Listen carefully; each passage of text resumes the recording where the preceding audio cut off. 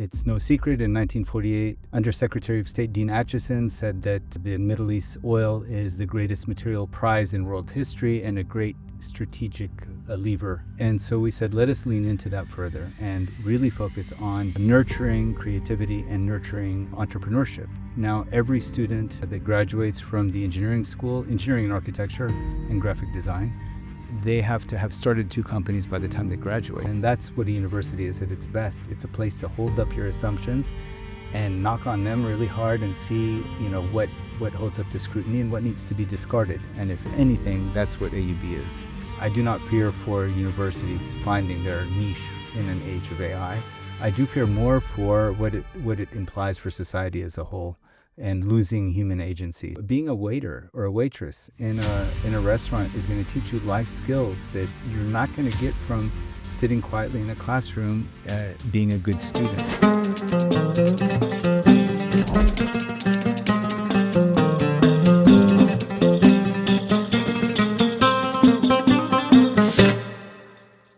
So welcome to another episode of BaytCast. It's an amazing honor and a pleasure for me to be here today with Alan Shihadeh, who is the Dean of Engineering and Architecture at AUB. Alan, thank you so much for your time today. It's a delight to be with you. Thank you. I'm going to, if I may, jump straight into the AUB. AUB, anecdotally for me, has had an outsized impact in the region. I know growing up, practically every engineer of note that I knew was an AUB graduate. Across the business world today, I see a tremendous amount of AUB graduates in amazing positions. Perhaps you can tell me a bit about how you measure that success. I know you guys have done really well in the global rankings, so perhaps you can share some of that, as well as what you feel has been the secret sauce. So there have been a lot of other American universities popping up across the region, as well as French, German, etc. I'd love to get an understanding from you what makes AUB different. Rabea, AUB really does punch above its weight class. It's remarkable. It's one of, Lebanon is only one of 2 lower or middle income countries that have a university that's highly ranked. It's Lebanon because of AUB and India, IIT. And it's remarkable to think of the scale difference between those 2. So indeed, AUB punches above its weight class. The engineering school, which was founded in 1951, although we started teaching engineering back earlier than that, like in maybe 20 years earlier than that. But the actual school opened up in 1951. Its mission at the time was to provide talent for the modernization projects that were going on in the Arab region, and also for developing the oil resources in the Arab Gulf. And it's no secret, in 1948, Undersecretary of State Dean Acheson said that the Middle East oil is the greatest material prize in world history and a great strategic lever for power. And so they soon after formed Aramco, which was Texas Oil Company, New Jersey Oil, etc. They came to AUB and said, we'd like to start an engineering school to provide the talent for developing those resources. So by 1951, I'm sure it's the fastest transition in any university's history. Within 3 years, we had opened the doors of an engineering school, the Bechtel in the Bechtel building, funded by the Bechtel Engineering Company. Is it still the Bechtel? It's still the Bechtel building. And in the ensuing decades, I think you can find pretty good evidence that AUB was responsible for creating more wealth on this side of the Atlantic than any other institution, period, bar none. Largely because of its role in the Arab Gulf, but also in other domains. Now, if you look at the rankings, which you mentioned, we're always ranked quite high. We're always in the top 100 universities in the world in terms of student employability. And in all kinds of metrics, there's no question that AUB has done extremely well. And why? What's made the secret sauce of AUB work? Number one, the kind of people that come through the doors of AUB are truly remarkable. 2/3 of the students that were at AUB before the Civil War were from outside of Lebanon. Now it's more or less reversed, and even more so because of the Civil War and its impact. So 2/3 are now from Lebanon. More than 2/3 are from Lebanon now, but they are still incredibly remarkable, talented, gritty people that know how to get things done one way or the other. And so we try to nurture that further. I was gonna mention to you though, although as a university we've done for ourselves well for ourselves, we're highly ranked and we're well organized and we have an incredible talent pool, both in the faculty and the students. The society that we live in is not doing so well, and so we haven't had the kind of impact that I would like to see AUB have, and that many of us in the administration would like to see AUB have. And so we've turned focus to working on outcomes that have to do with the society that we're embedded in rather than just our own graduates' outcomes. And can you give me an example of that? So, for example, we looked at the numbers. In Lebanon, in a great year, we'll produce new jobs for maybe 5,000 people with degrees. This is the country of Lebanon. The country of Lebanon. Oh, wow. Okay, it's not very many. It's not very many at all. And the population of Lebanon? There are 220,000 students enrolled in universities. Oh, wow. So you can see right away. If I divide that by 4, we're talking about 60,000 approximately students, and we're only getting a small fraction of those jobs. A tiny fraction. So we said the number one domain that we can make a difference in is in employment. How can we encourage small and medium enterprises? How can we foster more startups and so on? So we've really morphed our curriculum to lean into the things that are best done at AUB. It's a liberal education university. It's an American school. It's an American university. 40% of the credit hours that students in the engineering school take are in the arts and sciences, which is very different than most universities in the region. So we have this liberal arts model of education. We have a very free society relatively to the region that we live in. And so we said, let us lean into that further and really focus on nurturing creativity and nurturing entrepreneurship. Now, every student that graduates from the engineering school, engineering and architecture and graphic design, they have to have started 2 companies by the time they graduate. Oh, wow. And if I may, is the metric that you want them to start those in Lebanon and create employment in Lebanon? Because as we know, the Lebanese are amongst the most entrepreneurial, but also one of the populations that's become the most migrant in the world, right? You find successful Lebanese entrepreneurs all around the world. So is your objective to try and say, we'd like you to both become entrepreneurial and stay in Lebanon, or is it we want you to become entrepreneurial and create jobs anywhere in the world? We're not opposed to creating jobs anywhere in the world. That's a good thing. But we do want to emphasize the possibility and make it feasible for people to graduate from AUB and start their companies right here in Lebanon. And we have some examples of that. We're sitting in a studio of a company called Podeo. That's a graduate of the engineering school at AUB. And he's done quite well with his company, but there are many, many others. So we do want to encourage staying in Lebanon or staying in the Arab region as a whole. You've given me so many different paths I can go down in terms of carrying on this conversation. But maybe one path I'll take is we've emphasized the word American education, liberal education quite a few times. You and I are both a product of U.S. educational system.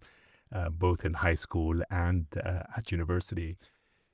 Growing up, I was led to believe, and certainly my family believed, and I feel across the region, there was this concept that an American education was a gold standard. And I would find that people all over the world wanted to try to get that education and to get it in America in particular, not just to get the American education, but to the extent that they can get it in the United States. That was a big positive. Do you feel that's changed over time or not? And to what extent has it changed? We track metrics like that. So we're positioning the engineering school to be the number 1 engineering school in the region from the perspective of the student who's making a choice of where to study. And we've looked at what our competition is. Definitely North America has been the place that we lose talented students to.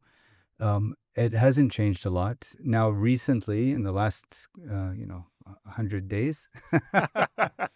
There has been some shift in that regard. We did get a pulse of applications from remarkable students. I think this year we had more applications to AUB than we've ever had in our history.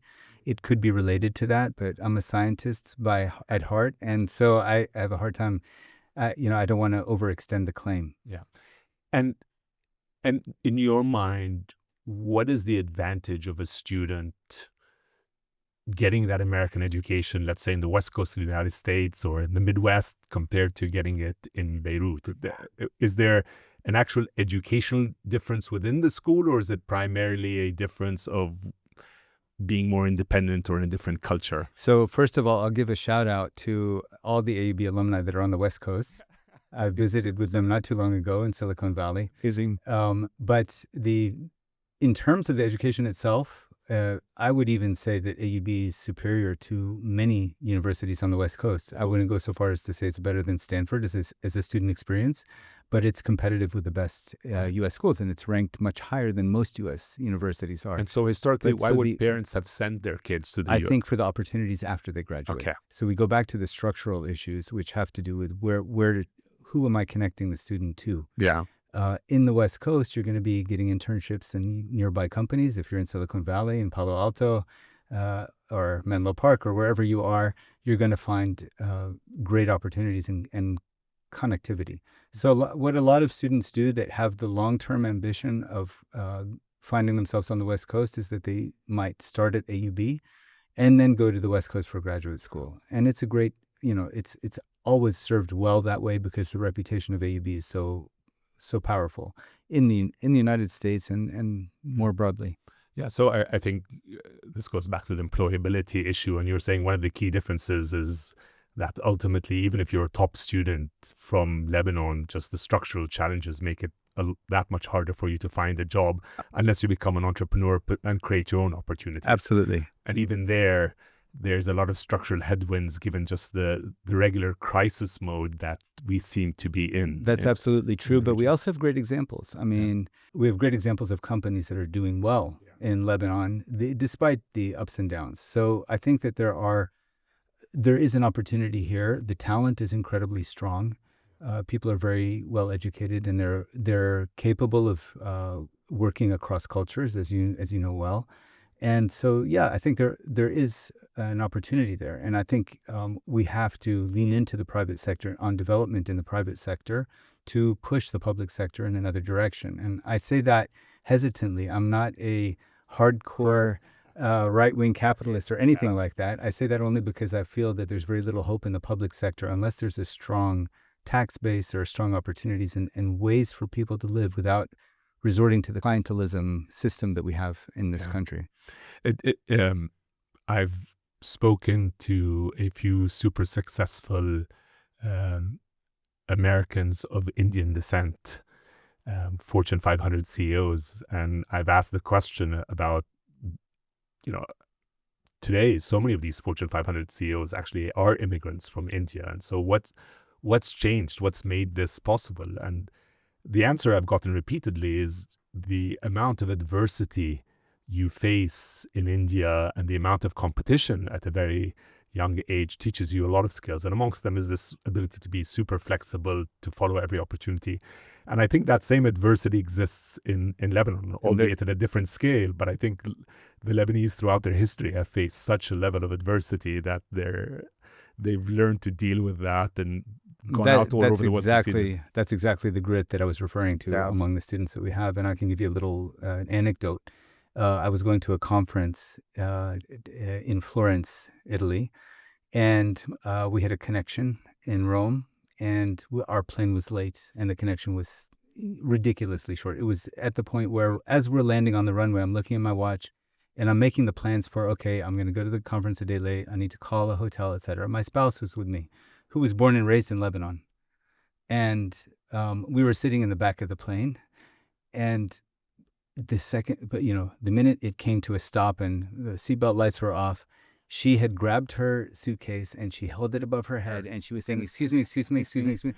And we just ran. We hightailed it. You had given up, and she I was had ready to given go. up, and she was like, "No way am I giving up. We're getting to Florence today." And that little extra 1% effort accumulated over a lifetime is very significant. And I think that in the U.S., where I was born and raised, we depended on systems, and you kind of follow the rules, and everyone does the same thing, and so on and so forth. And in that kind of relatively timid environment, a Lebanese entrepreneur does quite well. Yeah, they're able to find the edge and find things, not stand in line where everyone else is. Find the way to get ahead of the line. Absolutely. I'm going to go back to something else you talked about, which is the mission of the.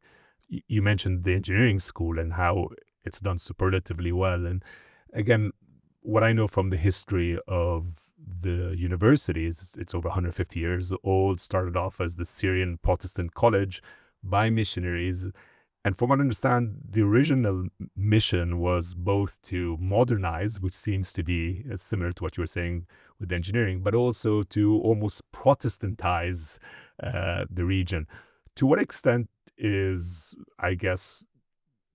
there still any sort of religious aspect to what the university does within its mission, or has that been long abandoned within its thought process? It's long abandoned and very early on abandoned, to the point that AUB was ahead of Harvard in many ways at its time in history. I mean, we had women at AUB 25 years before Harvard did. Amazing.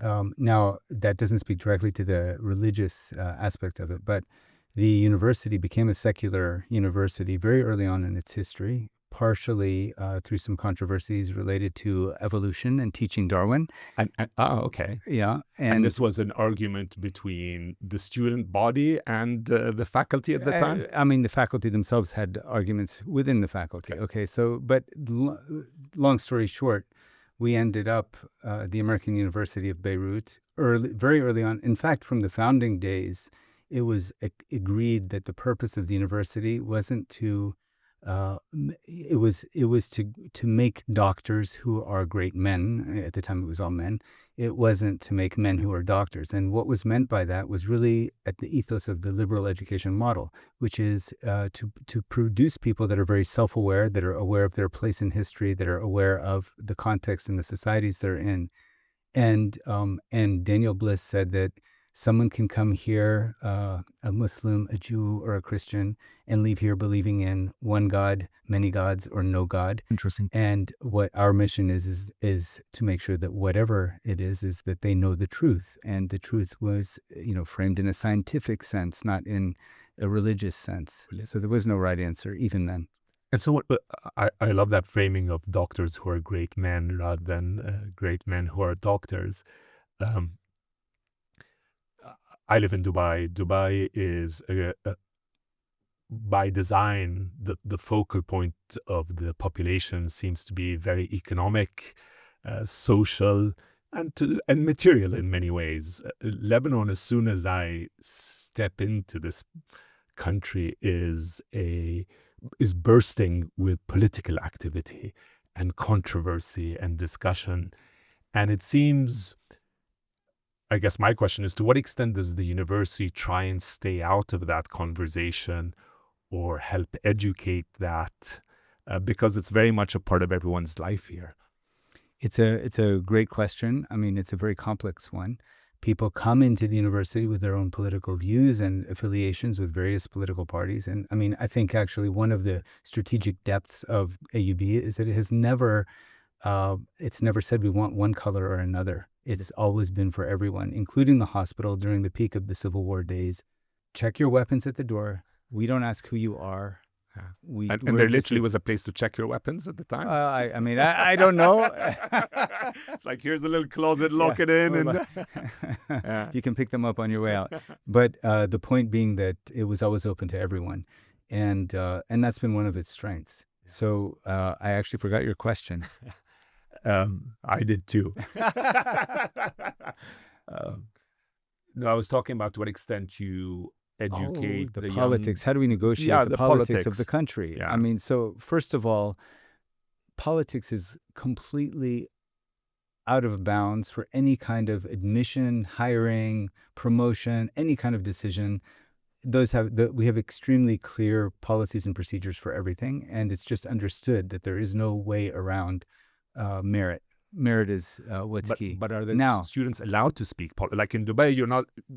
I'm used students to. are encouraged. They're encouraged to. And we not only encourage students to. We teach controversial topics in the classroom. Okay. I mean, you can have a philosophy professor that's questioning the reality of God, or and that's what I meant when we were leaning into the liberal education's orientation of the university. It's that all topics are open for discussion, and that's what a university is at its best. It's a place to hold up your assumptions and knock on them really hard and see what holds up to scrutiny and what needs to be discarded. And if anything, that's what AUB is. Clear. And I imagine, if I may ask one or two more questions about the sort of political part, I imagine the university, part of its existence is American universities across the board. They're a form of soft power for the United States, a way to ameliorate between the way the U.S. thinks and the local population. And obviously, Lebanon has had a very complex relationship with the United States. And I'm sure as a result, there are students who would like to protest, would like to criticize, and probably do protest and criticize. To what extent does the university allow for that versus No, it truly allows for that. It does. It allows and encourages that. So Interesting. if we're really an American university, Yeah. the American universities were the site of the great anti-Vietnam War protests, and Although that's changing in America that tremendously is changing today. in America, and it's part of what's making AUB actually more attractive. We're holding true to that mission. And you're able to. We're able to. In spite of the fact, is there still U.S. funding that you get as a university? We still get some U.S. funding. Yeah. It's overwhelmingly local funding. It is. But there is some support from the U.S. government, which we're always grateful for. Yeah. But it's not something that's, because it seems a lot of the U.S. aid across the world in the last 100 days has also dried up. A lot of the support for universities seems to have dried up, and it's put a lot of people around the world and at educational institutions on edge.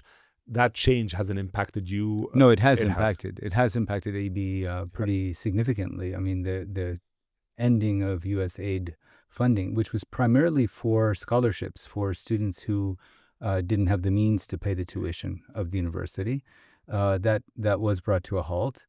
And the university is not. We could come to some agreement, let's say, but the university will never abandon its mission. And so if it's a choice of staying in operation with certain conditions that violate our core principles or values, we're not going there. So the AUB has been very firm in its adherence to its core principles. That's amazing. And I imagine with all the visa laws changing in the U.S. and all the other policies, you mentioned that you're getting a lot more applicants than ever before. Do you have the capacity to take on? We do not have the capacity to take on the demand. Definitely we don't have as many spaces as there are applicants. We do have a digital distance learning program that's ramped up very quickly to try to give access to AUB's learning resources to a broader population. But yeah, we don't. Sure. If I can jump a bit into how education is changing. So I feel that when I went to university, I could broadly categorize what I learned into sort of three buckets. There was an information bucket, things I had to learn and memorize. How big is a mole? What's the speed of light? These sort of facts that were ingrained. There was a synthesis bucket, which was take all of these facts and somehow try and tie them into reality. And then there was a communication bucket, which is how do I then convey that, whether in an essay or any other form, in order to bring that forward. It feels today that technology, whether it's the internet or the AI, is in many ways able to take care of these buckets better than a human being ever could. So once upon a time, I may have had to remember what the speed of light is, but today with a click of a button, it could be fed to me. And if I needed to do a calculus problem a few weeks ago, one of my daughter in her junior year asked me for help, and it was the first time I had used my calculus since university, and I got really excited. And then I got stuck and I fed it into ChatGPT and it gave me the answer in seconds and explained how to do it. Yeah. So I guess, what does that mean to you as a university? What are you supposed to teach in today's world? And is it changing, or is it now wait and see? No, it's definitely changing. There's no question about it. I think what it's done is it's pushing universities further up the cognitive chain. What's the right question to ask in the first place? So it's not as much about the details of solving a particular problem, but what's the right problem to be solving in the first place? So we are seeing it at AUB. We're seeing that definitely the OpenAI's product, ChatGPT, has turned many of the assignments and many of the ways of teaching, has made them obsolete, frankly. But And you know that because you're just seeing uniform answers, or Sure. everyone's scoring 100% suddenly on all their papers, You- or what is the way you determine that? Well, I mean, in a coding course now, Yeah. ChatGPT is very good at coding, and so suddenly the students can produce very quickly, and they produce, sometimes codes that don't make sense. You can ask the student why did you do it this way, and they may not be able to answer. So it's clear that they're using those. Those are shortcuts, and people are always looking for ways to minimize the pain and still get the gain. So unfortunately there is no shortcut to doing that. So we haven't buried our heads under the sand and said we're going to continue with the same methods that we've always had and pretend that ChatGPT and other tools don't exist. So what we're doing is we're incorporating ChatGPT. Put this prompt into ChatGPT. Tell me what its response was. Criticize that response. Where was it failing? Why would it be different? Use another tool to analyze that. So what we're doing is incorporating that into the assignments and into the projects that students do, while at the same time continuing to push their critical thinking, because in the end of the day, that's what they need to be human. And you feel some departments are having to make the change more aggressively. So is engineering more able to continue in more traditional ways, or is it one that's being challenged the most? Yes and no. I mean, there are some things that fundamentally you're going to solve with a paper and pen, and that kind of demonstrates your knowledge, and those can go on. But there are many things like coding assignments which clearly have to be done differently. Yeah. Yeah. Are you finding, I guess, to what extent are your professors also using AI in teaching? So it's one thing for the students trying to solve their assignments really quickly, but what is the experience of the professors trying to? There's no question. Professors are using AI to increase their own productivity in various ways, from drafting the early part of an exam and describing what the intention is of this exam and what particular concepts you want to test, and then feeding it into ChatGPT and saying, give me 100 versions of this exam. And then checking it. But what you'll find, and I think you know this, the way people use AI really reflects what their starting point is, what their understanding is. You and I will get something very different out of ChatGPT than our 15-year-old children will, who haven't yet gone through the life experiences that we have. What's critical to me is that they continue to get challenged in some way to form that mental muscle that they still need to form, so that when they have these increasingly powerful tools, they're still ahead of the curve. If all they can do is run the same query that the employer could have run, they're going to be out of a job very quickly. So they better know how to do more than that. To what extent are you optimistic or concerned about what this means to us, at least in the educational sector for now, and at universities? I mean, I think the universities will figure things out. Okay, they haven't always been the most agile. You're coming from the business world, and I'm often jealous. I say sometimes I don't know if you watch Formula One ever. I do. Okay, Yeah, so Drive to Survive has turned us all into Formula One fans. It's Totally. crazy. So I say sometimes, I want to go on sabbatical for a year, and I just want to sweep the floor on a Formula One team, because I know I'll be part of a high performance, agile, KPI-driven organization. But anyway, universities are not there. Universities are somewhere else. They're much more in having a lot of soul, if you want, than having a lot of high-performance processes. But that said, I do not fear for universities finding their niche in an age of AI. I do fear more for what it implies for society as a whole, and losing human agency. So if you go to agentic AI now, and you can wake up in the morning practically, and it will have already scheduled your day for you, noticing that your heart rate variability was a little bit low last night and so on and so forth. So there's a sale on at this place, and I've booked this ticket and you can sleepwalk into a world where you no longer have any agency. And I actually increasingly believe we are sleepwalking into that world. And I think we are, for convenience, giving up a lot of our freedoms and our decision making and our agency just because it seems so much easier. And one of the simplest ways, and I see it in practically everyone I know, is people no longer think about directions to a place. We've become so dependent on our map apps to get us from point A to point B that Absolutely. And forget about remembering phone numbers or addresses or anything else that used to be a way we'd exercise our brains. 100%. Yeah.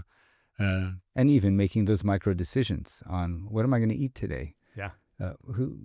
What school should I go to? You can very quickly see my that. wife complains that's the worst. That's the thing that she hates the most in her day is this thinking about what are we going to eat today, because everyone in the family has so she's relieved. She's like, if there's a system that I could actually take care of that and schedule it for us, that would be amazing based on everyone's preferences. And I think it's coming for sure. Yeah. You're trying to create employment opportunities in the region. You're trying to encourage people to stay, to build, to modernize, to change. We continue to see people, as you mentioned, trying to find a way out of the region. But you're an amazing example of someone who's come back, right? You grew up in the States.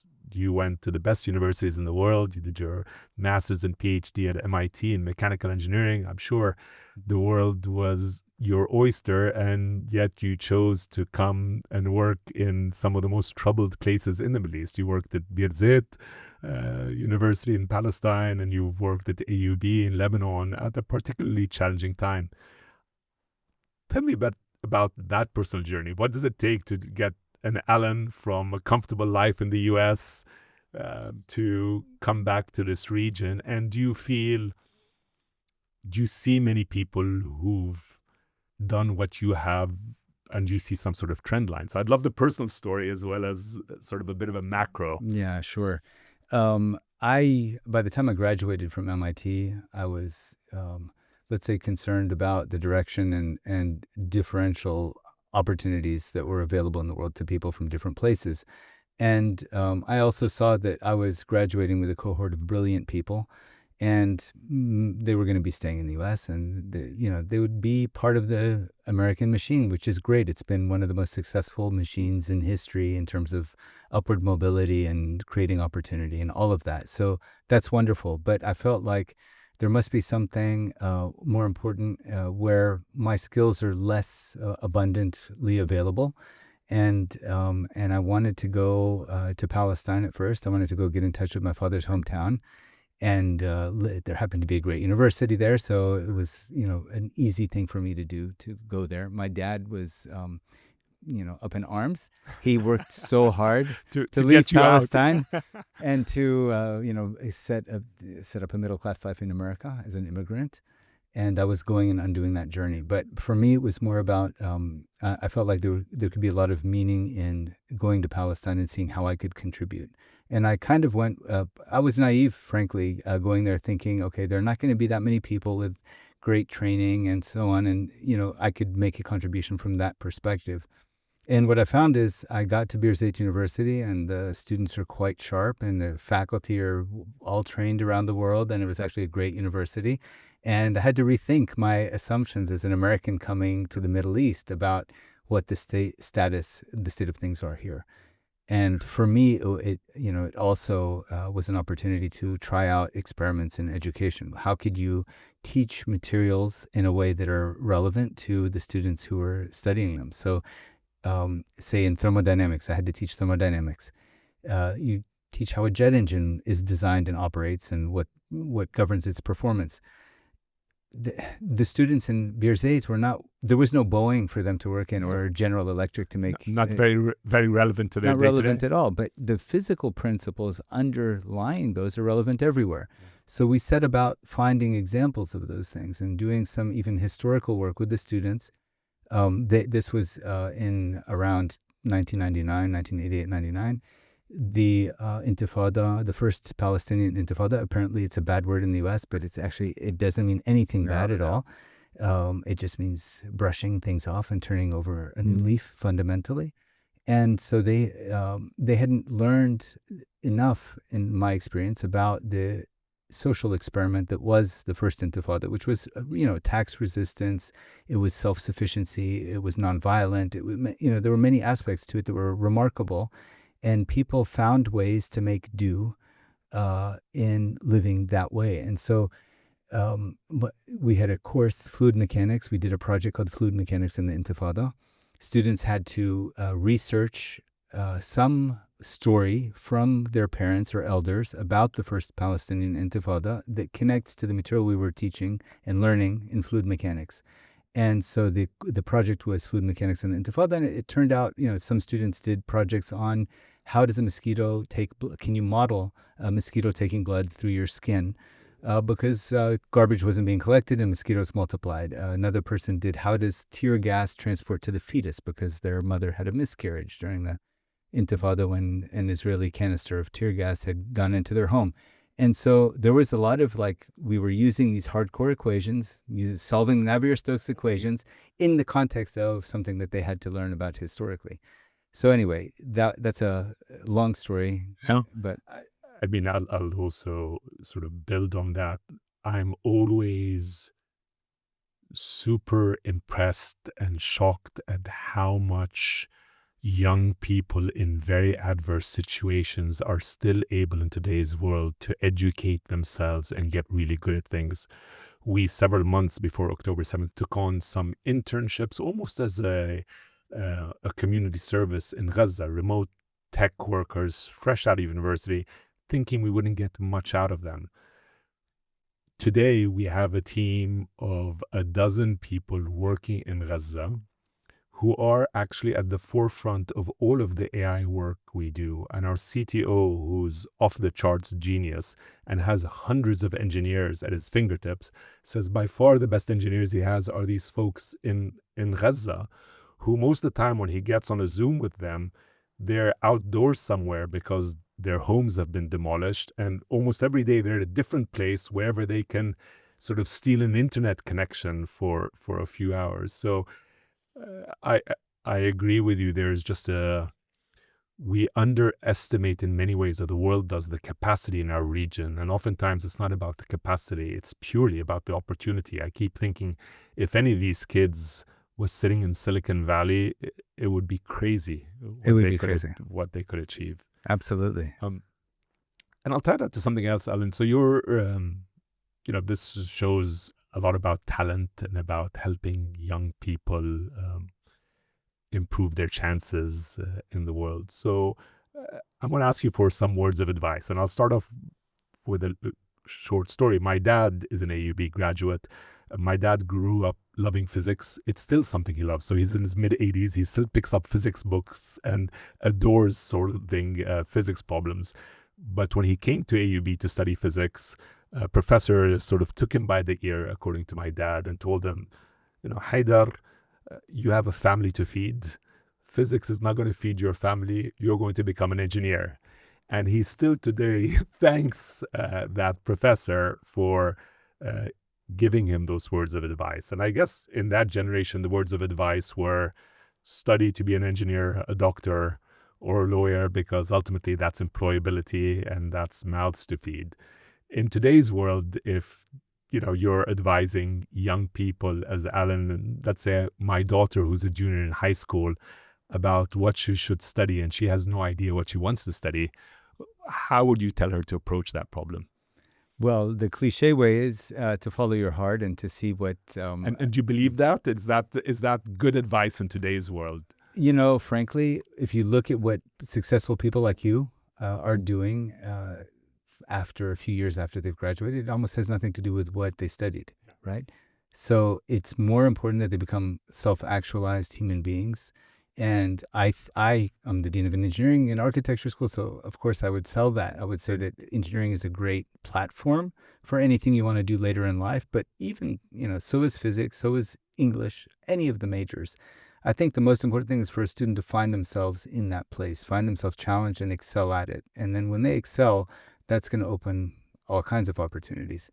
Now, that said, yes, I mean, engineering is a great starting point. It trains you to solve really difficult problems. It trains you to be off balance and to how to survive when you're off balance and how to go forward into the unknown. So there are many aspects of engineering that I think are translatable skills across anything that you might end up doing one day. And for their parents, I see a lot of parents of juniors, particularly in today's world, and in Dubai, I see this all the time, paying college counselors, in some cases, hundreds of thousands of dollars to advise their kids, not only on where they should go, but how they should get there. And they're almost prescribing every aspect of their life leading up to going to university, which I find totally surprising, because my parents sort of let me play and enjoy. And as long as I got good grades, that was the one demand. They didn't care about anything else, but I had to come back home with good grades. Things sort of worked out. What's your sense if you're speaking to a parent, they know you as the dean of the school and they want your advice on what they should tell their kids about preparing for university? What would you tell them?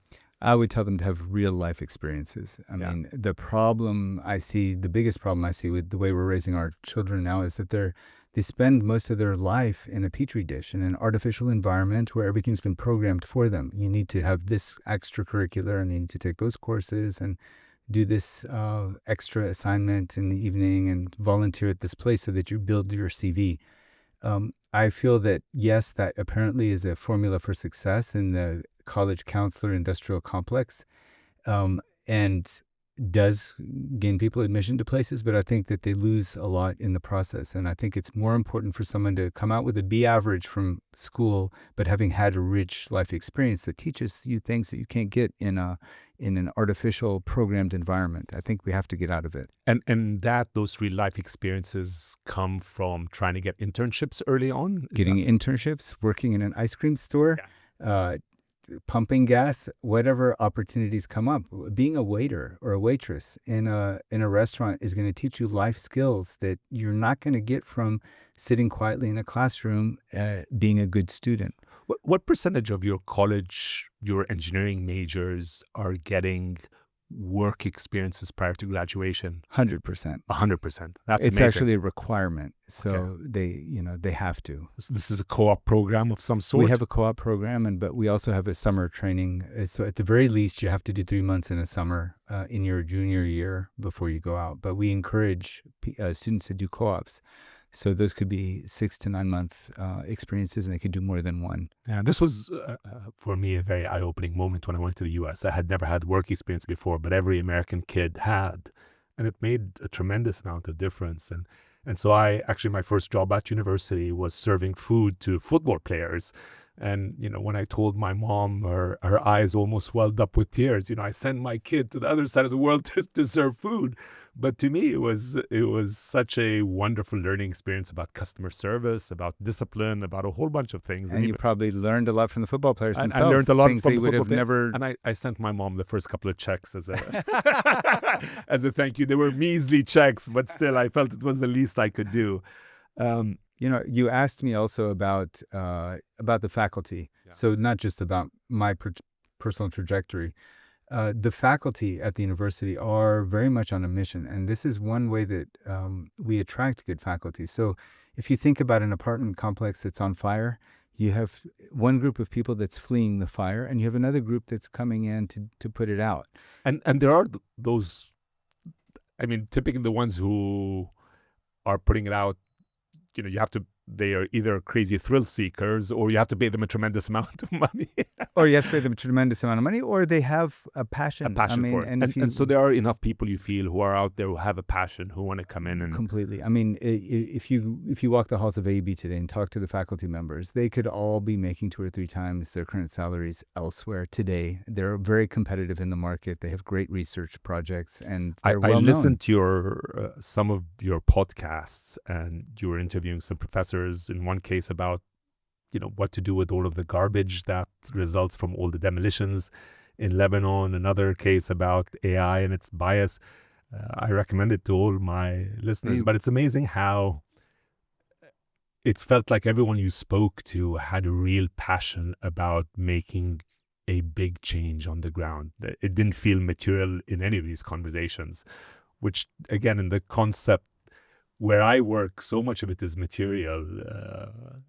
It's wonderful to see some people who are truly there for the passion of it. And it makes it a joy to go to work every day. I'm sure. I'm a parent. My kid is considering AUB, but also considering a university in the U.S. I'm a Lebanese parent in Lebanon. My kid's an IC graduate. How would you tell me to think about that problem? I would first say start off with, what is your kid aspiring to do one day? If you can afford to send your kid to a university in the U.S. and you have that choice, that's one thing. If you are concerned about what it's going to cost, it's another thing. There are many different dimensions along this, but I think that one of the pluses of sending your child to AUB is that they discover Lebanon in a way that most Lebanese hadn't had a chance to. They will meet people from communities that they've been estranged from one way or the other, from different parts of the country, and they'll get to know their own country while at the same time benefiting from state-of-the-art, teaching and learning methods. We are not a second-rate university in any way to an American university. So that's one thing I would say. The other thing I would say is that you get to work on problems in context. So the projects that you work on in your class may have to do with, the recent war that we've had, and what does civil engineering mean in this kind of context. So it pushes certain skills and directions that you wouldn't have access to elsewhere. And then even if you do one day want to go to the States or go elsewhere for opportunities, it's a great platform. I get calls every week from the top universities around, can you find more students to send us from AUB? Amazing. So it's, I don't see it as a compromise in any way. I know employers, at least across the Gulf, continually look for AUB graduates. What's your recommendation or advice for employers on to how to better engage with the university to get some of your top caliber students? Internships is a very low-hanging fruit. And do we reach out to the career center? Do we reach out? Who's the right point of contact, or what's the best way to approach that? There's an AUB-wide career center, but if you're specific to engineering and architecture, we have a career center within the school that's customized for that. Also, final year projects sponsor. If you're a company that has a problem that you'd love a group of 4 engineers to work on for a year under the supervision of a professor, that doesn't cost you anything. It gives them something real to work on, and you may be surprised with the results of that. And it also gives you a front row look at the talent that we have. And for those projects, it's also the point of contact is through the career center. Also through the career. We have something called the Institute at MSFEA, Mirun Saman Faculty of Engineering and Architecture. The Institute is our industry liaison, and it does a few things. One of them is organizing final year projects and career fairs and things like that for employers.